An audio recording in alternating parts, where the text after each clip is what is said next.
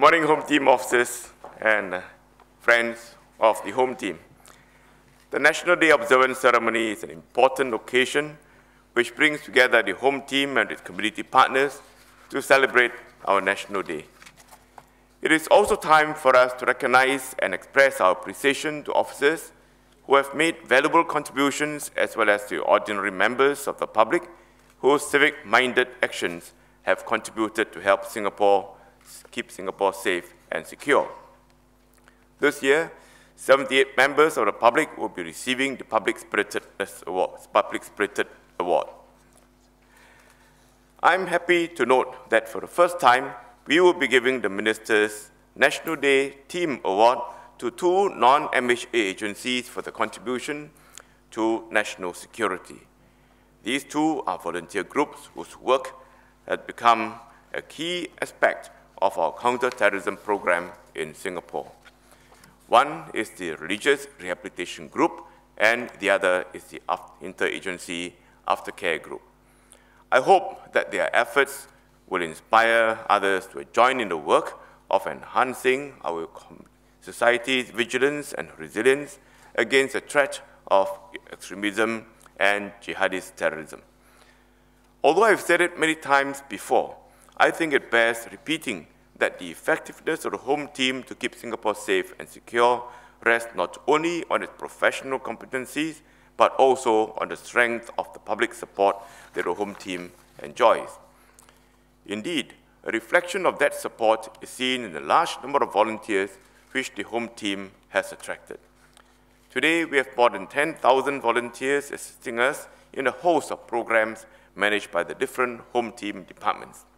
These include serving as members in 27 MHA boards, councils, and committees, or as police VSCs, SCDF crisis volunteers, prisons counselors, ICA senior crime prevention ambassadors, SCORE's Yellow Ribbon Project volunteers, among many others. In the comprehensive HDB sample household survey of 2008, which is conducted every 5 years, involving 7,900 respondents over 23 HDB towns and 3 housing estates, the police force has the highest score for public confidence and trust. It scores 7.6 out of a maximum of 10 points. This was followed closely by the judiciary and our religious institutions, which scored 7.5 points and 7.4 points, respectively. This deep level of public confidence and trust in the professionalism and integrity of our law enforcement agencies is a vital and precious resource. It is not something that we take for granted. That is why we rigorously maintain a zero-tolerance policy to any form of corruption by any officer. Conversely, that is also why we must robustly defend the integrity of our institutions of justice and law enforcement agencies when anyone maliciously attacks and undermines the public confidence and trust that have been earned over the years. If we do not do so and allow vicious falsehoods to perversely masquerade itself as the truth, we will eventually lose our moral authority and with it our effectiveness to achieve our mission to keep Singapore safe and secure. With the support of the Singaporean public, we are able to have tough laws against serious crimes in Singapore. But the deterrence resides not just in these laws, but also in the fact that we have effective, impartial, and professional enforcement of the law, which applies to everyone, regardless of status, nationality, or ethnicity. We recognize, however, that enforcement is only one part of the long-term solution for low crime. If we do not lower the rates of reoffending, we will have more and more seasoned criminals over time. The rehabilitation strategies by the Prisons Department and the Yellow Ribbon Program have brought down our recidivism rates markedly. Today, we have one of the lowest reoffending rates in the world. Be that as it may, we cannot be content and we must continue to persist in our efforts. Breaking the cycle of offending and reoffending early can help to prevent the situation of a growing social underclass and increasing numbers trapped at the margins of society over time. If left unaddressed, social costs will be high. The repeated imprisonment not only alienates the offender from society, it also puts his family and children in a crisis and raises the risk of intergenerational crime. While prison can do its best to rehabilitate an offender, it is even more important to prevent youth from offending, and this is where the Ministry of Education and the Ministry of Community Development, Youth and Sports can play an important role. So last year, I asked Senior Parliamentary Secretary Mr. Masagos to lead an inter-ministry committee to examine the issue, identify the areas that we can do better, and to propose solutions. At the Prisons Score Corporate Advance this year, I had shared briefly that we have been studying the complex problem of offending for some time, and one of the things we have tried to do is to analyze and see how we can better identify and differentiate the risk profiles of our current inmate population.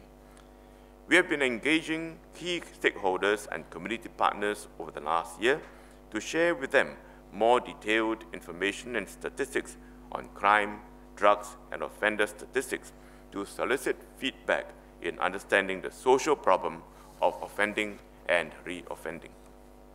The committee has now finalized its recommendations to help minimize offending and re-offending. The Ministry of Home Affairs will be working with the Ministry of Education and Community Development, Youth and Sports to implement them. One of the key initiatives is the setting up of a new Central Youth Guidance Office to coordinate the different programs run by the government and community partners. MCYS will be overseeing this office, which will provide a comprehensive overview of youth offending issues. For MOE, it has several initiatives to keep children in school and engaged in their studies, and will continue to refine the system for students who may be more suited to a hands-on and applied approach in education. Prisons is also working with its community partners to improve on the rehabilitation of offenders and supporting them in aftercare. We recognize that for offenders, the real-life challenges and temptations to re-offend happen when they are released from a controlled prison environment. Hence, community support networks for offenders, such as peer support, family and professional aftercare support, will need to be strengthened to prevent re-offending. A befriender service for inmates where volunteers can have a more meaningful mentoring relationship that begins in prison and continues after their release will be piloted this year. Volunteers from various organizations have come forward, and the Singapore Aftercare Association will be the coordinating the agency for this program and providing training for these volunteers with offenders. SACA and SANA will also be improving its aftercare services to the newly released prisoners to help ease their reintegration back into the community. Prisons is also exploring the introduction of a compulsory aftercare regime for certain categories of inmates who are assessed to be of higher risk of reoffending.